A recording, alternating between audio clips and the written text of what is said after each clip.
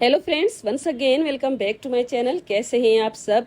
तो बहुत सारे ऑर्गेनाइज़र मैंने आपके साथ शेयर किए हैं, लेकिन आज का जो वीडियो है ना, काफ़ी ज़्यादा यूनिक होने वाला है और प्रैक्टिकल सा एक ऑर्गेनाइज़र आपके साथ शेयर करूंगी। आई होप आपको यूज़फुल लगेगा और वीडियो भी पसंद आएगी। वीडियो अगर आपको पसंद आ जाए ना, तो वीडियो को लाइक ज़रूर कर लीजिएगा और उसके साथ साथ चैनल को भी सब्सक्राइब कर लीजिएगा। तो हम वीडियो को करते हैं स्टार्ट। कोई भी अप्लायंसेज हो, कोई भी ऐसी चीज़ हो ना जिसको हम कवर करके रखते हैं ना, तो जब हमें वो चीज़ यूज़ करनी होती है ना, तो कवर बार बार हटाने पड़ते हैं। और इसी चक्करों में ना हम सोचते हैं कि कवर ही ना करें इसको, क्योंकि बार बार हटाना फिर वापस लगाना एक एक्स्ट्रा काम हमारे लिए बढ़ जाता है। मेरे पास ये जो दो मशीन के कवर है ना, जिनको मैंने खुद बनाया था, बहुत अच्छा ये काम करते हैं, लेकिन जब मैं इनको यूज़ करती हूँ ना, तो मुझे एक एक्स्ट्रा काम लगता है। बार बार मुझे कवर्स इनके लगाने होते हैं। जब मैं मशीन को यूज़ करती हूँ तो इनको हटाने होते हैं, और जब मैं इनको किसी जगह पे रखती हूँ ना, तो वो स्पेस भी मेसी लुक देती है। तो आज मैंने सोचा इसका आसान सा हल आपके साथ शेयर करूँ, जिससे मेरा भी फ़ायदा हो जाए और आपके काम भी आसान हो जाएं। तो ये जो सोइंग मशीन है ना, तो अगर हम इसको कवर नहीं करते हैं तो बहुत जल्दी इसके ऊपर डस्ट पड़ जाती है, क्योंकि हम इसको ऑयल वगैरह देते हैं ना, तो ग्रीसी होती है, तो इसके ऊपर डस्ट बहुत जल्दी लग जाती है। तो इसको कवर करके रखना लाजमी होता है। बाकी अप्लायंसेस खैर है, कवर किए ना किए कोई मसला ही नहीं होता, लेकिन ये जो मशीन है ना, इसको कवर करके ही रखना चाहिए, तभी आपकी मशीन है ना अच्छी तरह से काम करेगी। तो सबसे पहला जो काम मैंने किया है ना, वो इसकी मैंने ले ली है मेजरमेंट्स, और उसके बाद एक पेज के ऊपर मैंने इनको नोट भी किया है, ताकि जब मैं कपड़ा लेकर बैठूं तो मेरे लिए आसानी हो जाए। और पूरा स्केच बना के आपके साथ मैं शेयर करूंगी स्क्रीन पे, और उसके बाद आप स्क्रीनशॉट लेकर और फिर आप कट करेंगे ना, तो आपका कवर है ना बिल्कुल परफेक्ट बनेगा। क्योंकि ये जो सोइंग मशीन होती है ना, ये एक जैसी होती है तकरीबन। तो इसके लिए आपको मेजरमेंट्स को कम और ज़्यादा करने की कोई ज़रूरत ही नहीं पड़ेगी। तो इसकी मैंने लेंथ ले ली, विड्थ ले ली, हाइट भी ले ली, और साइड से जो भी इसकी मेजरमेंट्स वगैरह थी ना, वो भी मैंने सारी की सारी लेकर एक पेज के ऊपर मैंने लिख दिया है। और उसके बाद कुछ इस तरह की मैंने एक शेप बना दी, और उसके बाद इसके ऊपर जितनी भी इसकी मेजरमेंट्स थी ना, उनको मैंने लिख दिया है। तो वैसे तो हम एक दूसरे के आइडियाज़ होते हैं उनको फॉलो करते हैं जो हमें पसंद आता है, लेकिन आज का ये जो आइडिया है ना, बिल्कुल नया है। आपको किसी भी चैनल पर मिलेगा भी नहीं, और बहुत अच्छा आइडिया है। इसको आप ज़रूर ट्राई कीजिएगा। बहुत आसान सा मेथड आपके साथ मैं शेयर करूँगी। और इस तरह से ये जो पीसेस है ना, इनको मैंने कपड़े के साथ कट किए हैं, साथ में लाइनिंग भी कट की है। और उसके बाद चिप्स बुकरम है ना, जो हम पेस्टिंग पेपर भी जिसको बोलते हैं, वो ले लिया था, उसको भी इसकी साइज़ के अकॉर्डिंग कट कर दिया। तो पेस्टिंग शीट मैंने मेन फैब्रिक के ऊपर स्टिक कर दी है। और अब यहाँ पर कुछ इस तरह से मैं अरेंज करूँगी। सेंटर में ये पीस आएगा जो बेस के लिए मैंने कट किया है, और साइड्स के ये बड़े फ्लैप्स हैं, और छोटी जो साइड्स है ना, उनके लिए मैंने छोटे फ्लैप्स कट किए हैं। और उसके बाद एक और पट्टी जो हम ऊपर की तरफ रखेंगे, वो मैं बाद में कट करूँगी। अरेंज करके मैंने इसीलिए रखे हैं कि आपको मैं अच्छी तरह से समझा सकूं। तो सेंटर का जो बेस का पार्ट था, उसको मैंने फ़िलहाल हटा दिया है। बड़ी साइड्स के दोनों पीसेस को मैंने ले लिया है, और कुछ इस तरह से मैंने एक जोड़ के इनको रखा है एक साथ ही। और इसकी जो साइड्स है ना छोटी, उनको मैं कट करूँगी। तो हल्का सा ऊपर से लेंथ को कम करना है, और विड्थ हम सेम ही रखेंगे। और कुछ इस तरह से तकरीबन दोनों साइड से 2-2 इंच के जितनी मैंने ले ली है गैप, और तिरछा करके इसको मैं कुछ इस तरह से कट कर दूंगी। तो दोनों पीसेस की जो लेंथ है ना, हमारे पास तकरीबन 22 इंचेस के जितनी है।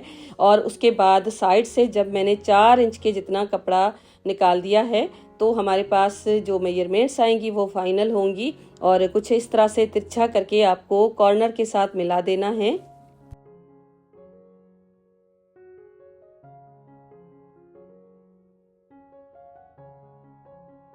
सेम मेथड के साथ छोटी साइड्स के जो दो पीसेस है ना, उनको हम रखेंगे, और सेंटर से हम कर देंगे फोल्ड, और दोनों साइड से हम 2-2 इंच की गैप देकर बिल्कुल उसी तरह से कॉर्नर के साथ कट करके हम उसको मिला देंगे। और उसके बाद ये पीसेस भी हमारे पास रेडी हो जाएंगे।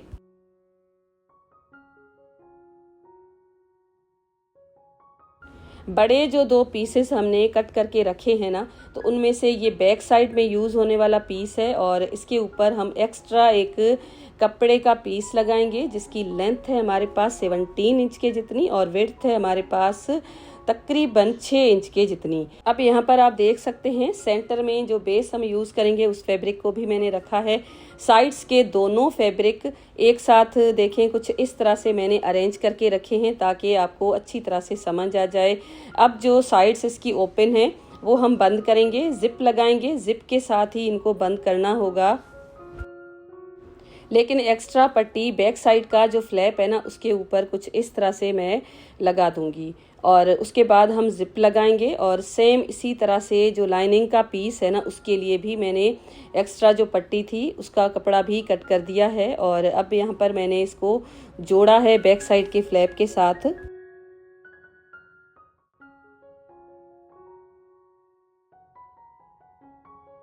तो यहाँ पर ये पीस भी लग चुका है और उसके बाद लाइनिंग का जो पीस थे ना उसके ऊपर भी एक्स्ट्रा कपड़ा मैंने लगा दिया है। बिल्कुल इसी शेप के साथ लाइनिंग का कपड़ा भी रेडी हो जाएगा। अब यहाँ पर हम एक लंबी सी जिप लगाएंगे इसकी दोनों साइड्स पे और जिप की एक साइड को अटैच करना होगा पहले। तो यहाँ पर आप देख सकते हैं, अगर आप चाहें ना तो जिप को उल्टा करके इस पीस के ऊपर रख के साथ में लाइनिंग भी लगा सकते हैं। मैंने पहले इस तरह से लगाई और दूसरी साइड की जब मैं जिप लगाऊंगी ना तो पहले मैंने जिप लगा दी है और उसके बाद लाइनिंग भी साथ में मैं लगा दूंगी। तो दोनों तरीके मैंने आपके साथ शेयर किए हैं। इस तरह से सिंगल जिप लगा के बाद में आप दूसरी सिलाई के साथ भी लाइनिंग लगा सकते हैं, या तो फिर अगर आप थोड़े से एक्सपीरियंस्ड है ना तो आप एक ही सिलाई के साथ लाइनिंग और जिप भी लगा सकते हैं। तो अब मैंने यहाँ पर पहले तो साथ लगाई थी, बाद में अलग से जिप भी आपको लगा के बताई है और ऊपर से भी एक सिलाई लगा के। तो ये जो पीस है ना इसके तीनों साइड्स हम बंद कर देंगे। तो यहाँ पर मेरे से एक गलती हो गई थी, तो जिप के दोनों पीसेस थे ना वो मैंने एक साथ लगा दिए थे। तो यहाँ पर कॉर्नर से थोड़ा सा सिलाई को खोल के दूसरा जो पीस है ना उसको मैं आज़ाद कर दूंगी। आप जब भी लगाएं तो जिप की दोनों साइड्स को अलग करके उसके बाद लगाइएगा। तो मैंने पहले लगा दी थी तो मुझे ये सिलाई खोलनी पड़ी है क्योंकि मैं फ़र्स्ट टाइम बना रही थी और बिल्कुल फ्रेश सा बना रही थी, तो थोड़ी सी गलतियां इस तरह से हो जाती हैं। तो अब ये जो साइड निकली है ना, ये जो छोटा पीस है उसकी एक साइड पे हम कुछ इस तरह से लगा देंगे। तो ये जो पीस था इसको मैंने आज़ाद कर दिया है और अब इसकी तीनों साइड्स पे हम टॉप स्टिच लगा देंगे। और इसकी जो साइड है एक, उसको हम कुछ इस तरह से, ये छोटा जो पीस है ना इसकी दो साइड्स पे रखेंगे और उसके बाद सिलाई लगा देंगे। तो यहाँ पर मैंने लाइनिंग अलग से लगाई है, आप देख सकते हैं कुछ इस तरह से लगा देना है दोनों पीसेस के ऊपर ही।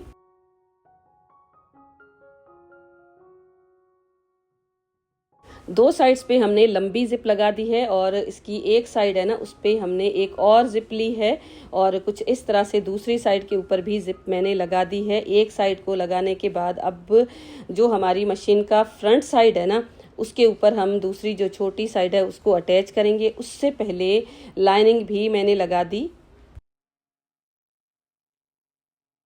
छोटी जिप की जो दोनों साइड्स थे, तो फ्रंट की जो साइड है उसके ऊपर मैंने लगा दी है और उसके बाद इसके ऊपर भी लाइनिंग का कपड़ा मैं रख के और इसकी तीनों साइड्स पे मैं सिलाई लगा दूंगी। तीनों पीसेस के ऊपर मैंने लाइनिंग को लगा दिया है और अब मैंने इसको कर दिया है सीधा और इन तीनों पीसेस के ऊपर मैंने टॉप स्टिच भी लगा दिए। अब ये चारों साइड्स है ना जिप के साथ ही हम अटैच करेंगे और उसके बाद ये हमारा कवर है ना शेप में आ जाएगा। तो जिप के रनर्स को इंसर्ट करेंगे और जिप का रनर इंसर्ट करना बहुत ज़्यादा आसान है। मैंने बहुत सारे वीडियोस में आपके साथ शेयर भी किया है, एक शॉर्ट भी मेरे चैनल पे आपको मिल जाएगी जिसमें मैंने 3 मेथड शेयर किए हैं जिप के रनर को इंसर्ट करने के। तो यहाँ पर आप देखें, रनर को जब हम इंसर्ट करेंगे ना तो ये शेप है ना खुद ब खुद हमारे पास क्रिएट होती जाएगी। तो अब फिलहाल तो हमारे पास ये 3 साइड्स रेडी हुई हैं। अब इसकी जो फ्रंट साइड है ना जो हमने छोटी जिप के साथ रेडी की है उसको भी कुछ इस तरह से लगा के रनर को मैं इंसर्ट कर दूंगी।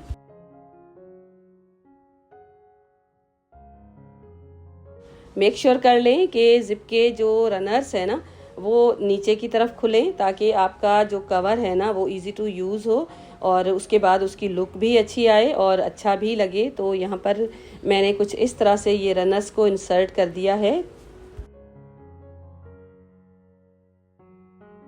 रनर को इंसर्ट करने के बाद ऊपर की साइड जो ओपन है इसके ऊपर भी हम काम करेंगे, लेकिन फ़िलहाल इसकी जो बेस है ना उसको मैं अटैच करूँगी। तो ज़िप है ना हमें खोलनी पड़ेगी और रनर बिल्कुल निकल ना जाए, तो यहाँ पर मैं पिन्स लगा दूँगी।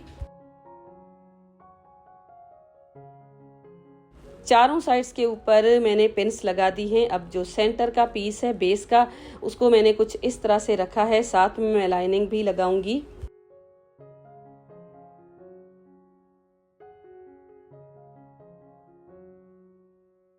तो लाइनिंग के साथ आप कवर को उल्टा करके इसके ऊपर रखिएगा और पहले मैंने बड़ी साइड के ऊपर एक सिलाई लगा दी है। यहाँ पर आप देख सकते हैं कुछ इस तरह से एक साइड पे सिलाई लगाने के बाद कॉर्नर्स को आप मैच करते जाइएगा। अगर आप बिल्कुल बिगनर्स हैं तो यहाँ पर आप पिन्स भी लगा सकते हैं और कॉर्नर्स को मैच करके उसके बाद साइड्स के ऊपर आप सिलाई लगा दीजिए। तो इस तरह से आपका जो कवर है ना बिल्कुल शेप में आ जाएगा।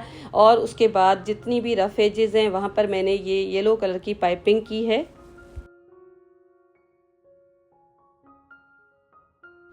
पाइपिंग को लगाने के बाद अब यहाँ पर मेरा जो मोबाइल है ना उसकी चार्जिंग बिल्कुल ख़त्म हो गई थी। तो ऊपर जो बटन्स मैंने लगाए हैं वो वीडियो में शूट नहीं कर सकी हूँ। लूप्स मैंने डोरी के साथ बना के ऊपर लगा दिए हैं। कोई भी बटन्स यहाँ पर आप लगा सकते हैं, वेलक्रो भी लगाया जा सकता है, लेकिन मैंने यहाँ पर ये लूप्स बनाए हैं तो मुझे ऐसे लग रहा है कि थोड़ी सी स्पेस है जहाँ से डस्ट वगैरह जा सकती है। एक बार मुझे ऐसे लगा कि टॉप का जो एरिया है ना, जो पट्टी ऊपर हमने एक्स्ट्रा लगाई है, वहाँ पर एक मैं 2 इंच की पट्टी नीचे की तरफ लगा के उसके ऊपर सिलाई लगा दूँ तो इस तरह से बिल्कुल सिक्योर हो जाएगी, डस्ट वगैरह नहीं जाएगी। लेकिन मैंने थोड़ी सी सुस्ती कर दी है। आप मुझे कमेंट में बताइएगा कि इस तरह से मुझे एक्स्ट्रा कपड़ा लगाना चाहिए या नहीं चाहिए। तो ऐसे भी अच्छी लग रही थी, इतनी कोई बुरी नहीं लग रही थी। तो बटन्स मैंने तीनों लगा दिए हैं। अब मैं आपको इसको यूज़ करके भी बताती हूँ। तो ये जो कवर है ना एज अ मैट भी आप इसको यूज़ कर सकते हैं। तो मेरे पास तो ये एक्स्ट्रा है तो मैंने इसके ऊपर लगा दिया है, वरना कोई ज़रूरत ही नहीं पड़ेगी। जहाँ पर भी आप इसको रखेंगे तो ये कवर इस तरह से आप इसके ऊपर रख लीजिए, खोल दीजिए, फिर आप इसके ऊपर अपनी सोइंग मशीन रख के और उसके बाद आप इसको बंद कर लीजिए। तो हाथ के हाथ है ना आपका कवर लग भी जाता है और जल्दी जल्दी आप इसको खोल भी सकते हैं। और जब भी आपको काम करना हो ना इस तरह से आप खोल के काम कर लीजिए और उसके बाद बंद करके वापस से रख लीजिए।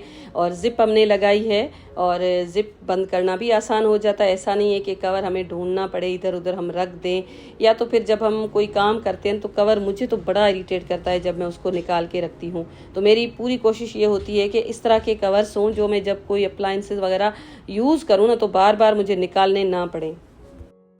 सिलाई मशीन एक ऐसी चीज़ है कि जिसको हम जब यूज़ करते हैं तो काम तो बड़ा आती है, लेकिन जब हम किसी जगह पे इसको रखते हैं ना तो उस एरिया की लुक इतनी अच्छी नहीं आती। अगर हम ड्राइंग रूम में काम करते हैं वहाँ पर पड़ी रहती है तो अच्छी नहीं लगती है, पता नहीं क्यों। तो इस तरह से अगर आप कवर बना लेंगे ना तो अच्छा लगेगा।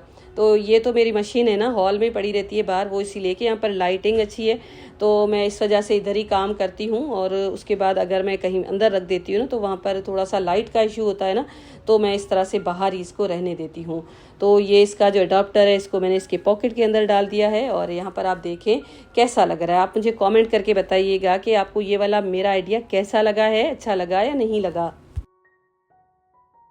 तो बस जी आज का था मेरा इतना ही वीडियो। आई होप आज का वीडियो आपको पसंद आया होगा। पसंद आया है तो वीडियो को लाइक कीजिएगा, साथ में अपनी फैमिली एंड फ्रेंड्स के साथ शेयर कीजिएगा और उसके साथ साथ चैनल पर अगर आपने फर्स्ट टाइम विजिट किया है तो चैनल को सब्सक्राइब ज़रूर कर दें। Thank you and bye bye.